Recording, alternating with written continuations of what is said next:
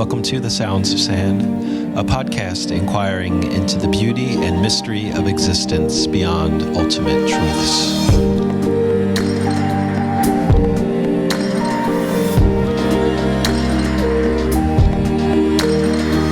Welcome back to The Sounds of Sand. My name is Michael Riley. Today I'm in conversation with Ash Canty. Ash is a deathwalker and spirit usher psychic medium. We discuss his latest project, offering spirit readings to the families of deceased and displaced Palestinians, collective and individual grief, and the weaving of that grief into joy, gratitude, and collective liberation. All today on the Sounds of Sand podcast, presented by Science and Nonduality. I'm here with Ash Canty on the Sounds of Sand podcast. Thanks for being back with us. Yeah. Thank you so much for having me, Michael. It's an honor to be here every time. I feel like I'm coming back home to a piece of family. So I'm just grateful for that feeling, getting ready to come here. Nice. Yeah, your episode resonated with a lot of people, and I've shared it myself with other people. We only scratched the surface, so I'm looking forward to this conversation. Yeah, me too. Me too. I will have introduced you in the introduction. Do you want to talk about your journey as a medium and death guide and maybe things that have happened for you in the last year since we spoke? Yeah. I think I told my full story in the previous podcast we recorded, but my journey as a death guide and as a medium started in 2020.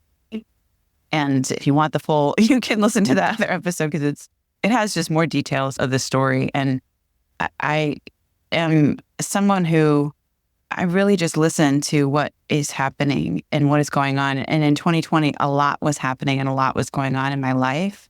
My health had crashed significantly. I was in and out of hospitals with all these different diagnoses. And I had really hit a bottom. That, oddly enough, was the time that all my gifts came online, when I had tubes coming out of my chest and I did not see a way out of anything.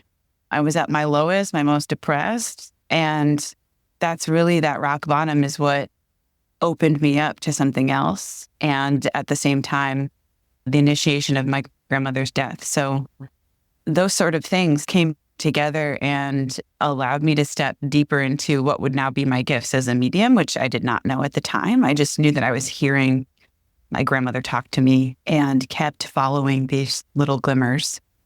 And I also was led to be with death. I had been at the verge of it, and it had shaken me to my core, but it also had fed me this lifeline, this life force that was coming through in a different way and saying, wake up, you're alive, let's go, let's do this. That I hadn't really had before. I felt like I was sleepwalking through life before that experience. And yeah, it truly changed me. And so now my role is really guiding people back into their liberation of living their life through really accepting and building relationship with death. And then I also channel spirits from the other side in private readings and in live shows here in Portland, Oregon. And I also mentor those as well that are coming online with their own gifts and abilities. And I love it. I can't imagine doing anything else. And I also never imagined I would be doing all of this. Yeah. Nice. And obviously this journey you're on and the way you facilitate with other people is on an individual level. Yeah. But in the last year since we spoke, there's been a lot of collective grief, a lot of collective death. Obviously at SAN, we've been focusing on what's been happening in Palestine and Gaza, and now that's expanding into Lebanon. So how has this kind of shift in the collective field of loss and death and pain impacted your connection to the spirit world? The big question. Sorry. Yeah. Here we go, Michael. Yeah, it hasn't impacted the work that I do profoundly. What I want to say first is that, and I come here today pretty raw to you and tender, and I had emailed you before to let you know of everything that's happening right now in the world, the climate collapsing, the genocide in Gaza to the Palestinian people, the multiple wars happening in the world, I am not immune to any of that. And even though I know that there is another side, there are other dimensions, we go somewhere, like there is all this love, there's all these different energies, I still am here grieving in a human body. And I feel the collective probably 10 times as much as I used to before I had my gifts, which is beautiful and also really hard, but really difficult to feel so deeply that I can't just go on business as usual in my life. It doesn't exist for me anymore.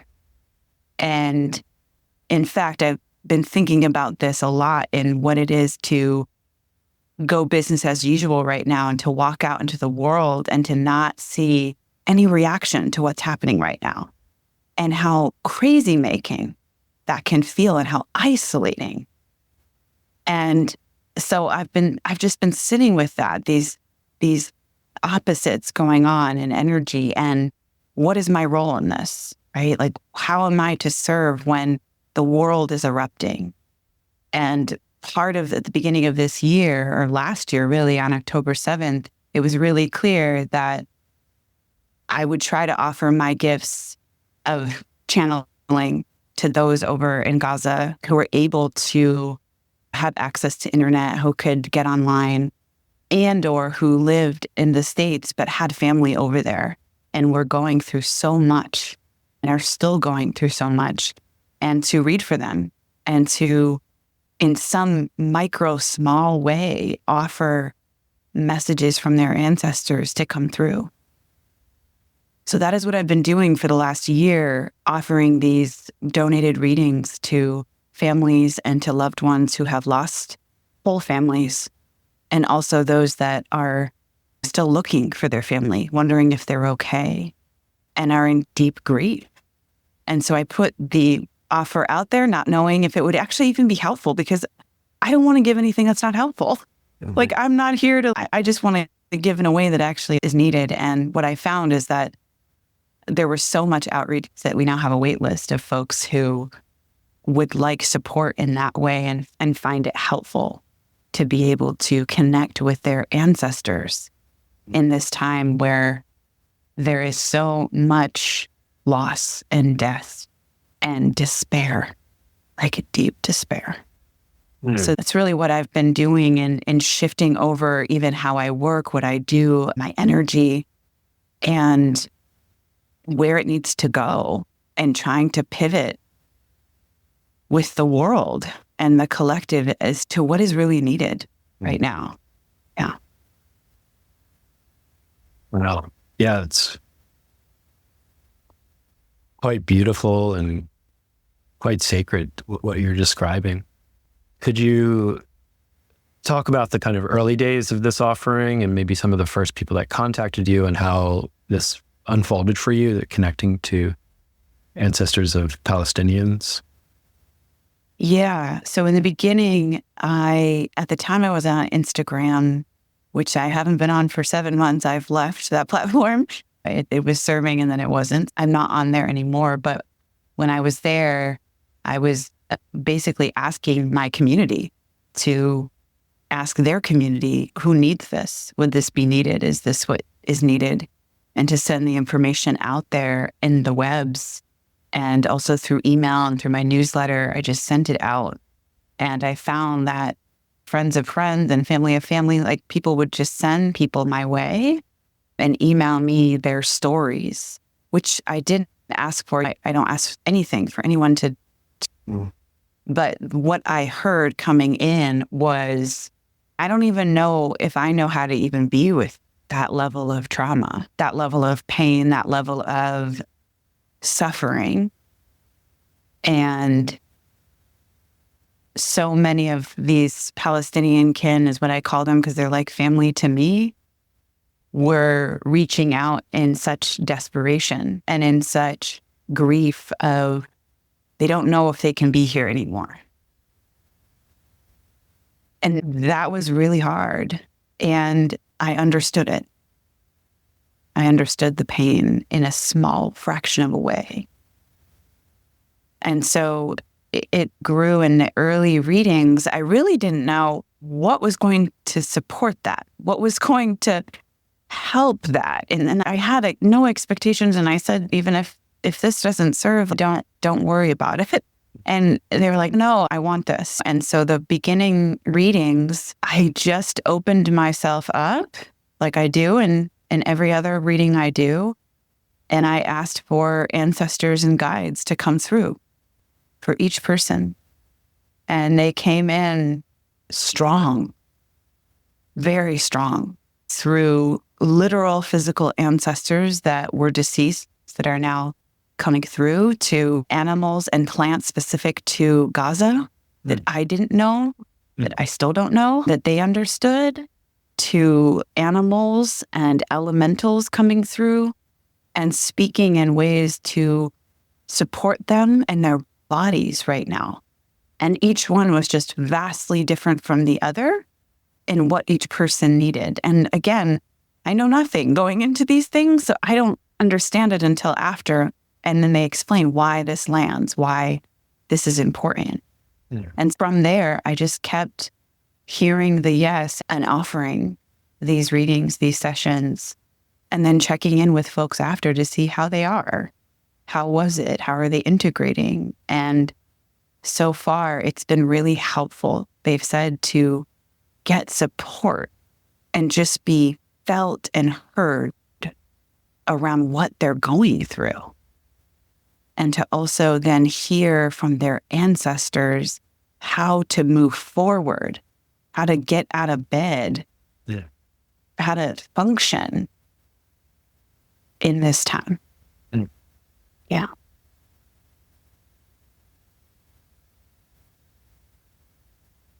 Yeah, I feel like in our, American culture, we're very death phobic. We don't talk so much about death. Yeah. When people are older or sick, we often separate them from society, and there's a fear of death. But I wonder, in a culture like Palestinians, where death is so present all of the time, do you feel like that connection to loved ones who have died and to ancestors that have died as this kind of cycle, that they're still here, even though they're not here in physical form? Does that resonate, that idea? Yeah, and I can't speak for everyone because I've only read the people who've been on the wait list and what I've tracked for the last year and in the readings. And what I've noticed is, one, the connection to their ancestors are strong. Everyone has connection to ancestors. And even when we think of the white body, right, like the cut-offness from ancestry has been severed quite extremely. And that's for a lot of reasons. But when I'm channeling for them, the ancestors are like still here, still feeling them, still with them. And they know that. There's no, yes, I know. Yep. Yeah. And it's so quick, there's no questioning. And I find that very interesting culturally, to feel their intense connection already, even with the loved one on the other side. And the ways that they still speak to them, the ways that they still feel them, is without question. And I would say even with the land of Gaza has come through in the readings to speak with people. And this I find really fascinating and so healing, because the land will come and speak to them as if the land is a being because it is. And then their response is, yes, I know. Of course, that's a being. Of course, I've been speaking to that for months now. And it always is a surprise to me, because that's, again, not something that in my other readings I necessarily will come in contact with that often, around the homeland speaking back to its people and feeling that intimacy of relationship that they have.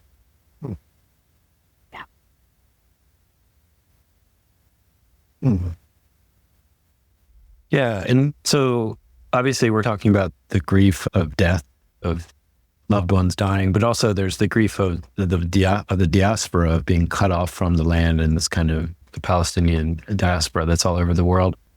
Has that been part of the spirit connection as well? Connecting with that the grief around being separated from the land? Yeah, I would say that's a huge. I would say that there's so much grief around that when it comes through in a reading. What I have noticed is that there has been such a severing, right? Because of many things. Right now, there's a lot of severing. What I'm finding is that the land is saying to its people who are here in the States, it's not safe to come to me right now. And then the heartbreak of that, because the longing to be with the land is so strong. And so I can feel how my gifts work is I feel all of who I'm reading for, their emotions, and then I feel the land and the energy of that land and the feelings and sensations of the land. And so it's so overwhelming how strong that grief is in wanting to come together and wanting to connect back with its people. And what's interesting is that I don't even know how to describe this, but the land will speak to the Palestinian people in these readings and will say, keep talking to me because I can hear you. Mm-hmm. Keep sending me your prayers because I can hear them. Mm-hmm. Keep envisioning me in your mind. Like I'm that close to you, even if you're very far. Mm-hmm. Right? And so there's this way that with everything going on literally on the land of Gaza, which is complete genocide and violence and horrors, the land is still underneath there.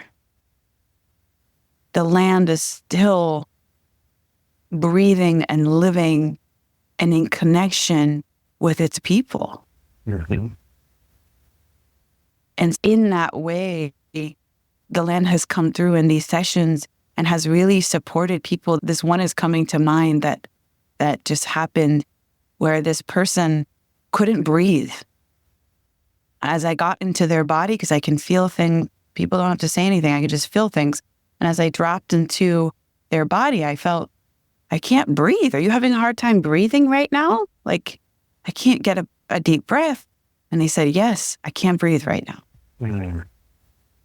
And so the land offered to bring these stones, these hot stones. Find hot stones outside of your house right now. Get these stones, heat them up, put them under your chest, under your back. Prop them up and breathe with them. And bring us into these stones in your body. We will help you breathe. You have to breathe. And so they started doing that as a practice, and they wrote back, I can breathe. I can actually take a deep breath now when I'm coming back to the land and the body.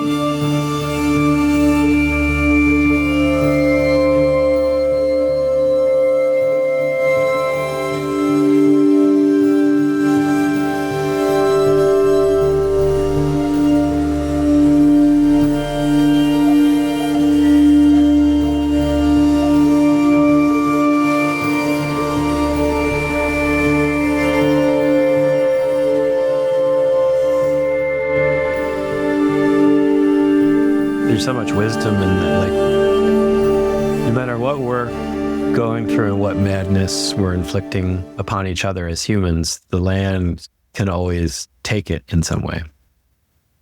Yes. Even if we end up making humans extinct and other species extinct in a few thousand or a few million years, the land will continue.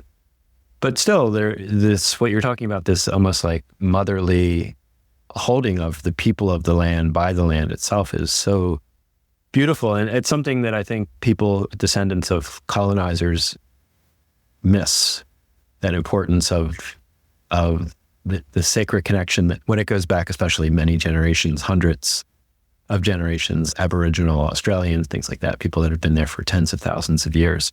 Yeah. Yeah, it's the mother. It's the ultimate mother that is there for us. Yeah.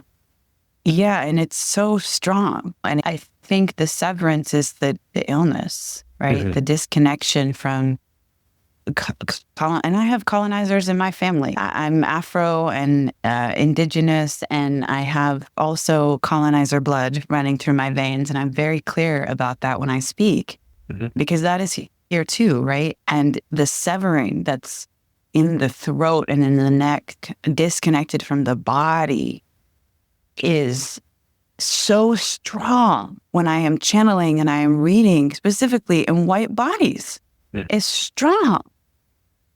And after 6 years of channeling and feeling this and dropping deeper, so much has been cut off, so much has been lost, so much disconnection has been felt.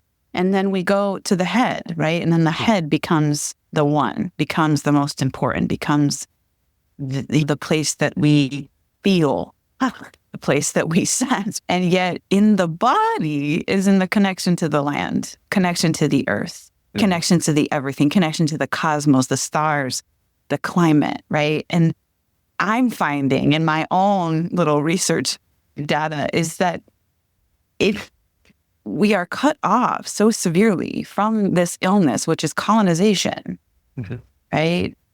We can't actually then feel our bodies, and we then can't actually feel the land. And then we actually can't feel what is happening right now. Like right now, the fact that we have Category 5 hurricanes happening that are unprecedented, that are not over here in some far off place, that are here in the States, and that will continue to come. We are feeling it. Whether we can't feel it or we're here, it's here, right? We're in it. And I'm curious and so interested in what it would be like if we start to heal that cut offness so that we can actually, in our bodies, feel the grief of what we are living in right now. It's so I talked to every person this week, and they are having a hard time. They are really struggling. And they're like, I don't know why I shouldn't be struggling. Nothing's happening to me, really. I'm like, you're tied to the whole. And the tied to the whole is tied to the earth and the land. And when things are happening and erupting like this in the climate, that are also showing us what is to come, and are also showing us how we will need to adapt, of course you're going to feel everything. In the same way that war over there in Gaza is also happening here with us. It is overwhelming. And what I want to say is it's okay to be overwhelmed right now and not know what to do. Right? Like in a culture that is constantly telling us do, which is further severing off what it is there to feel, what is there to grieve, what is there to be like, I don't know what is happening right now. And can we find connection back to the land and also back to each other? You know, what I'm seeing and watching over in North Carolina, which I have family in, and I have my connection with North Carolina and Asheville is deep. My tribal nations are over there, Eastern Band Cherokee. I visited that land 2 years ago. It is now completely underwater. There is so much grief there. And there is also so much to learn from what is happening right now. Like the one thing that I've really noticed is that relationships have been key to people's survival there. People need each other. Before anyone flew in, before any help could come, people came to each other and connected, right? And so there's something really visceral about this week, this month, this time we're in right now, in previewing what is coming and how do we be with it in an embodied way, a feeling way. Yeah. Yeah, it's true. It's so seductive to escape into the mind and escape into sort of storytelling mode. And like you're saying, grief is an embodied experience. When we're grieving someone or we're grieving a group of people, even people that we don't know, we have to feel it in our chest, in our organs, in our hands, in our feet, in our throat. That's where grief is. Yes. And so do you have many people that come to you that are stuck in that way? Like they know they should be grieving. Maybe they're still living in memories and stories, but they're not embodying, they're not feeling that grief. Yeah, I would say there's a lot of different ways that people come to me, and I work with them also on the regular. And that's what's so interesting about and helpful about being in community and working together, because you start to see these patterns and these collective energies going on. And so it starts to feel less, oh, this is just me, but also, oh, this is the whole right now. Like we're feeling the whole, the collective. And what I have found is that sometimes there's accessing the grief that's the tricky part. And it gets stuck or halted. Or the mind comes in so much and then it's, what's the reason for this? You don't need to be feeling it. Give me a good reason. There's no good reason. Okay, then let's move on. And so it can get really frustrating for folks that I work with. Oh, like I know it's there, but I can't touch it.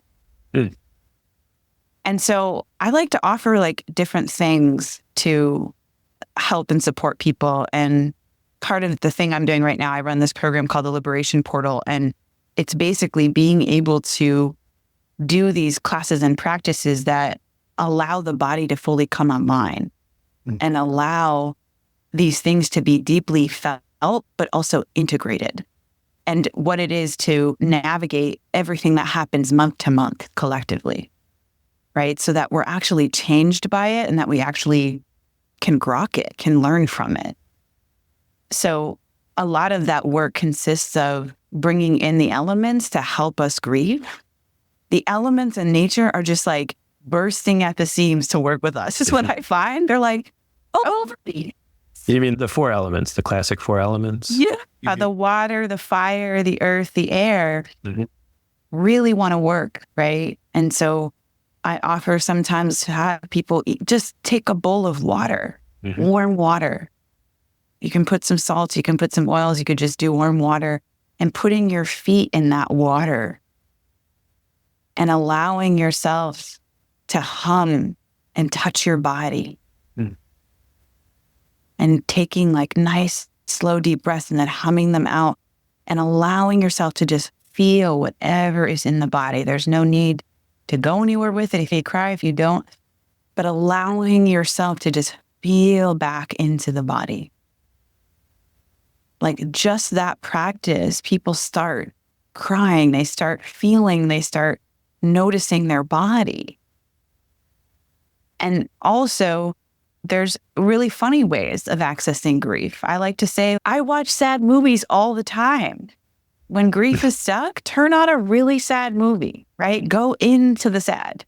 Have a sad party, pop some popcorn, go into the sad.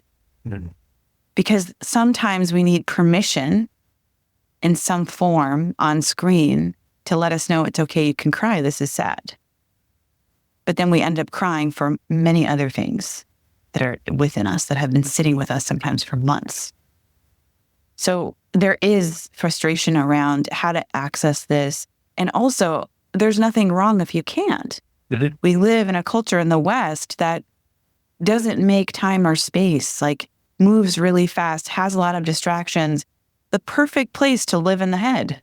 So we didn't do that. Like we are in this system that has been created for us, and we're trying to get outside of it. So we're having to do weird things to help us feel. Yeah. One thing that I've been experiencing in my own grieving process over the last few months with the death of my mother is, I would read about the so-called stages of grief. And our sort of linear Western mind is, okay, we'll do step 2, and then you do step 3, and then you do step 4. Yeah. But the death in and of itself is a breaking of the space-time. Our loved ones are no longer a part of space and time. So why would the grieving process be that uniform and linear? For me, it's been waves crashing into each other and peaking whatever denial, and then coming into sadness, and then coming into all the different stages of the classic stages of grief, but all folding and morphing and 2 coming up at once. And yeah, and again, that's embodied. That's the way we feel in our bodies. Like my shoulder may hurt, my right shoulder may hurt, and my left shoulder feels great, and there's tightness in my chest, and my feet are cold, and my stomach's grumbling. All of these things are cascading and happening all at the same time. Yes. Yes, that's exactly it, Michael. It's not linear, but linear, as you just said, like it's oscillating. Yeah. It's oscillating. Just like nature, just like the seasons, it oscillates. And sometimes a whole 4 seasons can happen in a month. Right. Oh, this season. No, they might all happen in 1 month or a week. And that's, I think, normal. That's okay. That's part of what you're saying, being alive, having all these different parts and all these different things going on at the same time. Like, that's what it is to be alive, actually. Yeah. Grief, the gift of grief is that it sends us into this place of questioning everything and of disrupting everything. Time goes out the window, and then all of a sudden it becomes so, what is here right now? What am I feeling? I can only just feel this. I can't think of down the road or in the future. Yeah. Just right here in this feeling right now.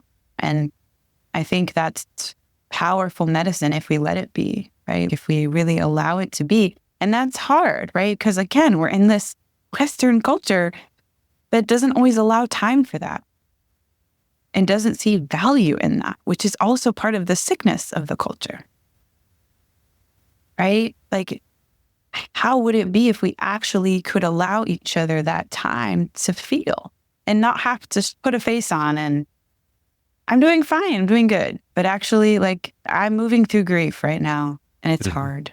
Yeah. And we do have that in communities, in certain communities. And for the majority of folks, I find that stuff not there. Yeah. I wrote an introduction or an essay as an introduction to a chapter related to my teacher, Pauline Oliveros from Deep Listening. And the title of the chapter was Grief and Gratitude. And they gave me the title of the chapter that I wrote the introduction for. But then it opened this whole thing of like, grief and gratitude are sisters. They're companions in the same, because we grieve what we're grateful for. And what we're grateful for, one day we're going to grieve. That's right. That's right. Yeah, it's really unavoidable, I feel like. It's really what it is to be alive. Grief and gratitude, right? There's no escaping it. And I think the intimate choice is to lean into it. And that also can feel really vulnerable, to really feel the love, the joy, the, wow, I just love this thing or this person or this moment or this experience or whatever it is so much. I don't want it to go.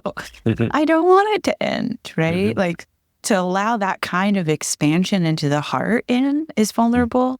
And then also the same expansion and they have died or they have transitioned or this has ended or this is done.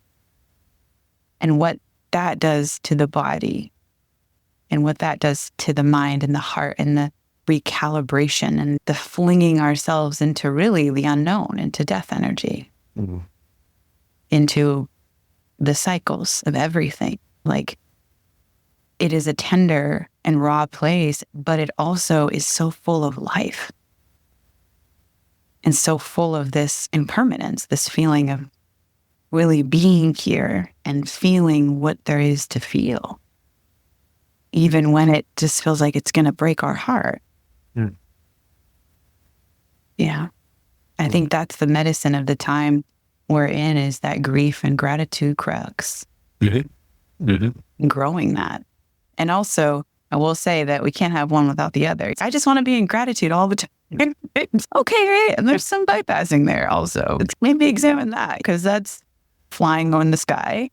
But the grief is really the anchor, brings us to the dirt, the ground, the whoa. And I think from there, it's like the gratitude can expand. Yeah. I know like gratitude journals are popular. I think I have a few on my bookshelf. Yes. Maybe there should be like a grief gratitude journal. Like on one page, you write what you're grateful for, and on the next, you write what you're grieving.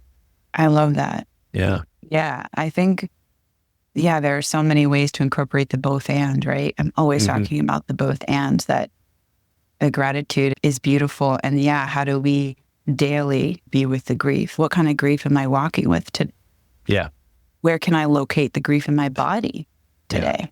Yeah. Ooh, it's over here. Okay. Like just these little tiny things of accessing it and naming it so we can feel it. Nice.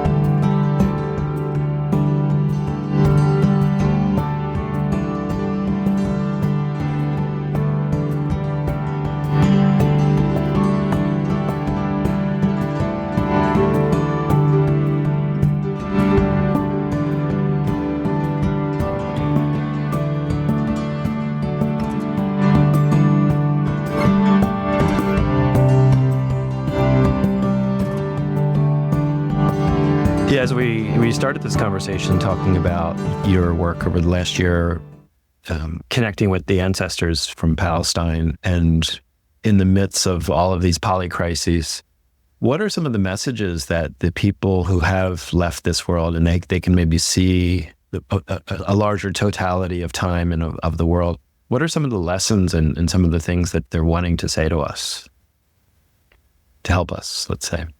Yeah, the one that's coming to me, there are so many, but the one that I want to speak about that's coming to me was an elder, a Palestinian elder who came through in spirit and said, and again, these messages are hard for me because I'm like, I got to bring through just whatever it is, even though I'm like, wait a minute, can we examine that and talk about the intricacy? No, that doesn't, I got to just be the channel. So this ancestor came through and said to their loved one, the hardest thing you're going to have to do in your lifetime here in this genocide is to keep your heart soft and open. And this person just wailed. They just wailed. And I said, do you understand that? And they said, I have so much hate right now and rage, and it's killing me. It's eating my body, Ash. And I'm very sick and I don't want to be sick anymore. And so that medicine came in such a powerful way from that ancestor around what it is to soften the heart, which feels like the hardest task right now. And yet, this anger, which is so valid, and so, yes, was impacting this body so intensely. And now hurting them, their own body, their own spirit. So that was a pretty big one that came through for that person that just I took with me. And the other one that is also coming through right now is that there was another father figure who came through, a father who had passed, and he came through and he said,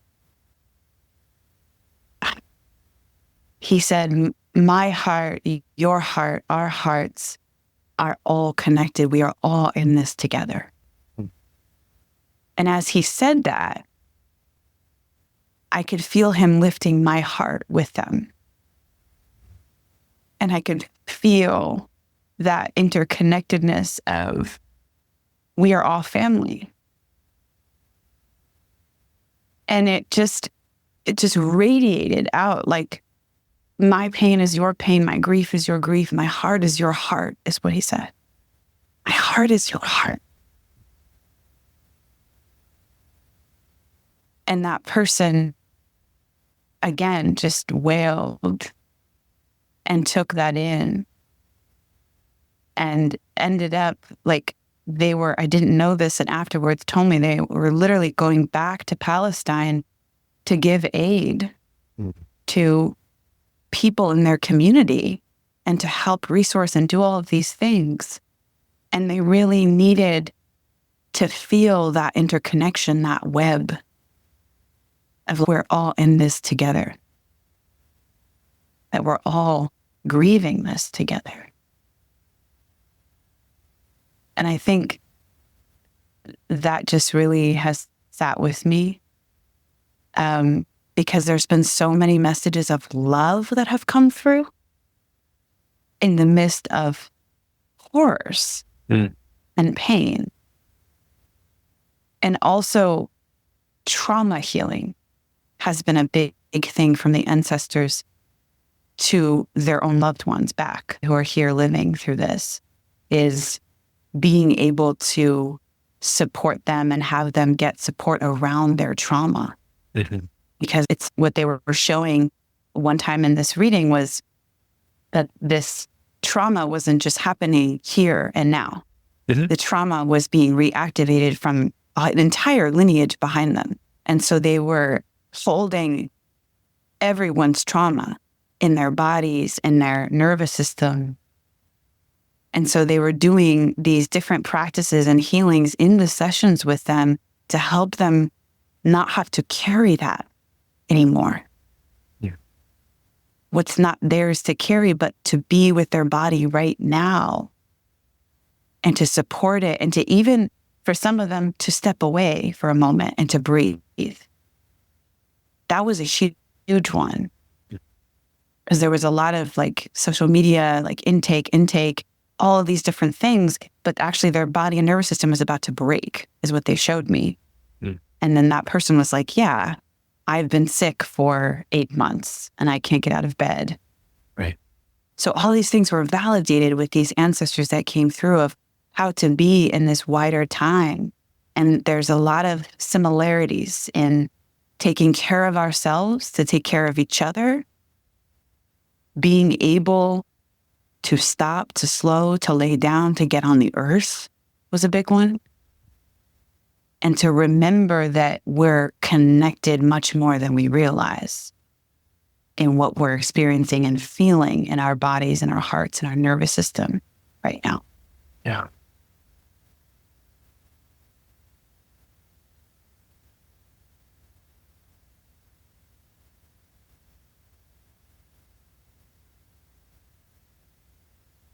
Wow. Yeah, you said so much there. I'm just trying to feel into that, to actually feel into that with my body as I'm resonating with what you're sharing. Yeah. And it feels miraculous and otherworldly that we're connecting, that our hearts are connected. But it also feels so right and normal and yes. Yes. Yeah. Like, and it feels, go ahead. Like we know that feeling with a loved one or a friend. If we walk into the room and they're feeling distraught, immediately our hearts, we feel, oh, what's wrong? Right. And so if we can have that connection with a partner or family member or a friend, why not with everyone? Why not? And there's so much being discovered about heart coherence and the magnetic field, the torus shape that emanates from our heart.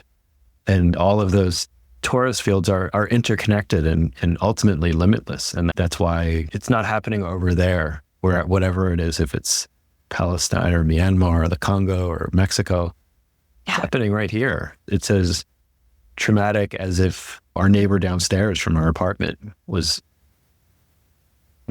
being, a bomb went off and they got dismembered and their parents died in front of them, which is what Palestinian children are dealing with daily. That's right. That's right. It's happening in our own hearts. Yeah. And in our own words, in our own thoughts. I've been thinking that a lot of what is it to be carrying or speaking this energy of war or peace? Am I speaking war? Am I speaking peace? And the nuances of that are, where am I creating worse? Where am I creating this war energy right now? Where am I creating this connection, love, peace, curiosity energy right now? And it's subtle, Michael. Like, it comes out in the microest of ways, right? I'm on the phone with someone and I may be frustrated, or I can't get through, or I'm talking with a loved one and I'm low sleep and I'm blah, blah, blah, whatever it is. Whoa, where am I coming from in this moment? Because that energy also is felt. That energy also adds to the collective. That energy is also doing something, right? And that energy builds to something. So that has been a practice for me is, am I coming from war? Am I coming from peace here? Am I trying to fight? What is this? Am I trying to understand? Yeah. Right? Am I trying to love? Because when we scale out, that's what's happening. These conflicts, we're not hearing each other. We have no time to hear each other because there's massive amounts of trauma and there's activation in the nervous systems and we're clipped, right? Mm-hmm. And so it's escalating to this point of extreme violence and genocide. And yet, what is it in our daily life here right now? Because we are all connected, because our hearts are live wires to each other. Because literally, if I wouldn't been able to feel this, I wouldn't know the channel. The fact that I channel people who are not even from this country, it means that the hearts feel everything. Our hearts are alive and are connected, right? So what is it to actually practice this energy now, right? Like, where are we contributing to this? And how do we change it? How do we lean more into that love, into that softness, into that openness, right? And take accountability for our own energy we're bringing. And that's what I'm interested in now. Yeah. So beautiful. So expansive. I think from this episode, your wait list is going to get even longer. But that's fine. It's fine by me. Yeah. What was the other thing you mentioned? The Liberation Portal program? Yeah. We started the Liberation Portal a few months ago. It's a membership program and on sliding scale. And it's a program that has been in iterations and being birthed for some time now. And it's a membership that focuses on everyone's unique liberation right now and how we get free together. Yeah. So it is both the individual, but also the collective work we do in this group. And I teach embodiment. I teach connecting with your energy, connecting with the animal sounds that want to come out of you, how to grieve, how to rage in ways that are healthy and in ways that transmute and then add to the collective so we can all get free. And it's a powerful circle we have. And we actually open up enrollment next month in November for new members. Cool. So, yeah. Nice. I have a reading wait list for individual readings. That's in January 2024 that people can join on my website. And then I'm doing live show events in Portland, Oregon at the Portland Grief House. So if folks are interested in coming, you can find that too. People can do live sessions with you, basically. Yeah, so it's a very intimate setting in this beautiful space called the Grief House in Portland, and it's in an old home living room, and there's about 25 to 30 people that come. People buy tickets, and then we let Spirit dictate where we're going to go and whose loved ones are going to come through, and it's a very potent, powerful experience for all those who come. Yeah. So we'll have a link to that in the show notes and to your website and all the wonderful and important work that you're doing.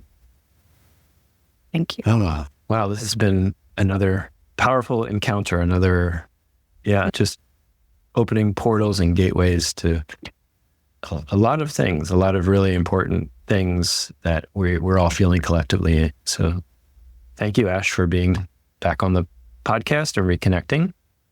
Yeah. Thank you so much, Michael. This was so special. And I love, traveling to the cosmos and beyond with you every time. It's such a treat and just makes me feel really grounded here and, really connected. So thank you.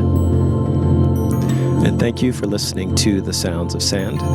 We invite you to explore more of our talks, dialogues, videos, articles, events, and offerings through our website, scienceandnonduality.com. If you've enjoyed this conversation, please consider becoming a member to access our massive library of SAND content, available exclusively to SAND members. And we would love it if you could leave us a review on Apple Podcasts, Google, and Spotify. And share this episode with your family, friends, and all sentient beings. Be well.